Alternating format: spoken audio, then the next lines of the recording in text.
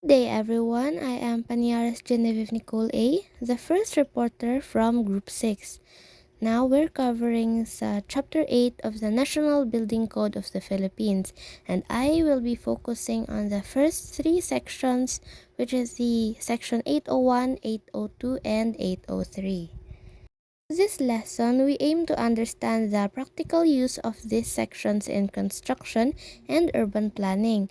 So we'll simplify the legal terms with examples to grasp each part fully. So now let's start. But before diving into our lesson, I have a question. So have you ever wondered what keeps our building safe, bright, and comfortable? So now we will look at section 801 to 803 to understand how light, air, and space make our buildings better and safer. Let's start from the first section, Section 801, General Requirements of Light and Ventilation. In Section 801, nanisay upat ka parts, which are the A, B, C, and D. So let's start sa letter A. So ang ingon dere, adequate light and ventilation are required in every building, meaning in every building, no matter what type of building you are or you have, you need to have an adequate light o ventilation. Dapat na kay tarong light o ventilation.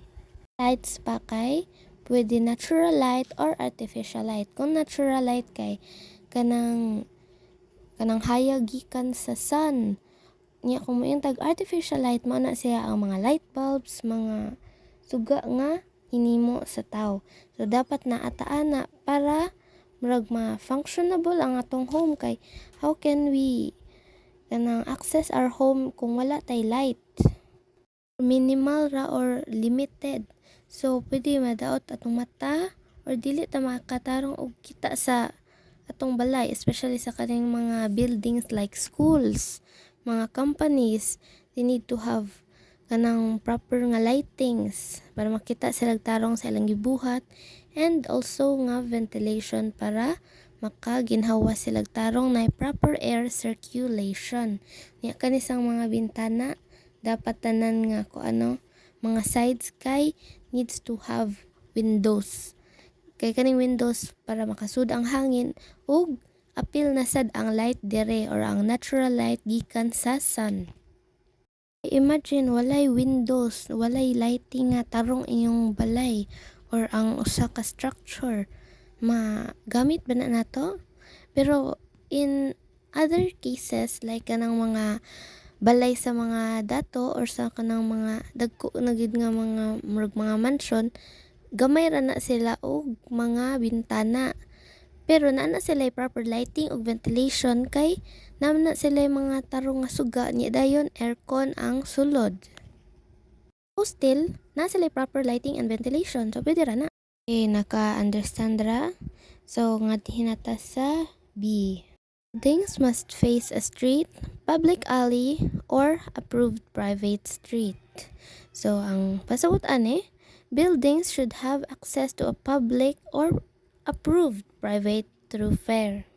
Kanino kay applicable kay ni for kanang mga buildings like commercial buildings like mga tindahan, mga kan-anan, para accessible sila sa mga tao. Kay kung magkuan ka dinha, mag grand mall ka dinha, niya dayon ang imong grand mall kay na sa suok, na didto sa libo.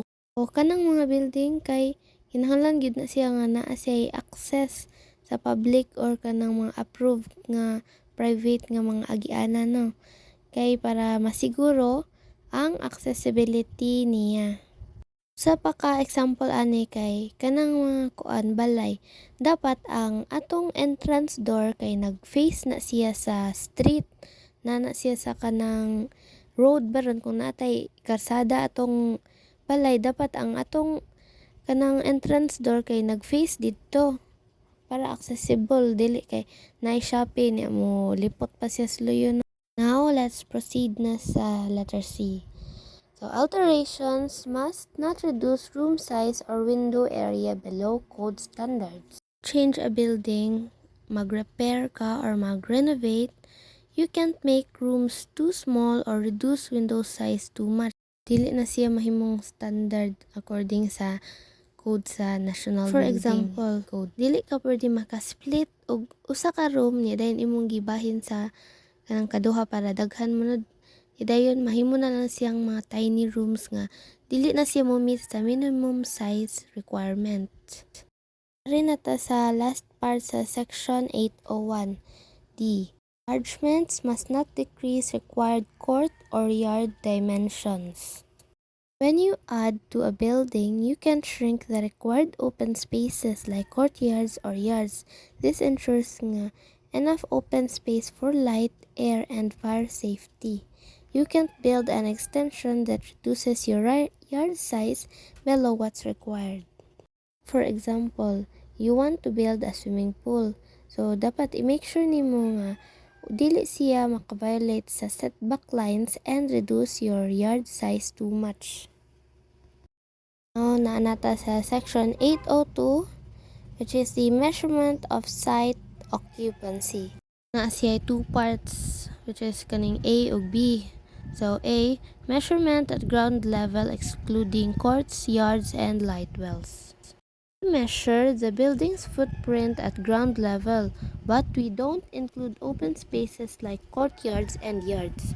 So, take this for example. If ang atong lot is 100 square meters, niya ang atong building covers 60 square meters, the site occupancy is 60%. Kay when building a house, we need to make sure nga ang site occupancy kay dili siya ma-exceed sa maximum allowed by zoning laws. Anino nga kung measure tag atong site occupancy kay ang ato rang ground level ang atong i-measure, dili nato apilon ang atong mga yards o mga courts. Kaning light wells day man siya. Light wells is an architectural feature, mga typically a vertical shaft or open space within a building. So, mano siya nag-bring og natural light ug air sa atong mga interior spaces. Then, we have the B. Court, yards, and light wells measured clear of projection, except for minor exceptions like fire escapes not exceeding 1.20 meters. Open spaces are measured without including projections, except for small fire escapes. Example, if a courtyard is 10 square meters and has a fire escape larger than 1.20 meters, the fire escape is excluded from the measurement. Another example, when planning a building with a courtyard, measure the courtyard without including large projections.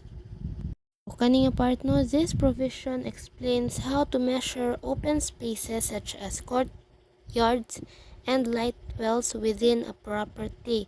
The goal is to ensure accurate measurement for compliance with building regulations, particularly regarding the amount of open space required for safety, light, and ventilation.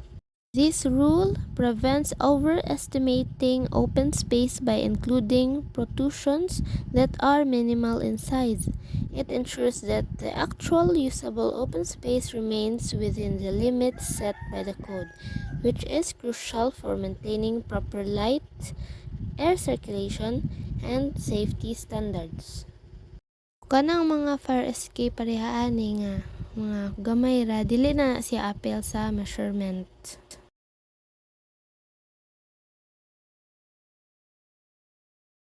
Let's proceed to Section 803, Percentage of Site Occupancy.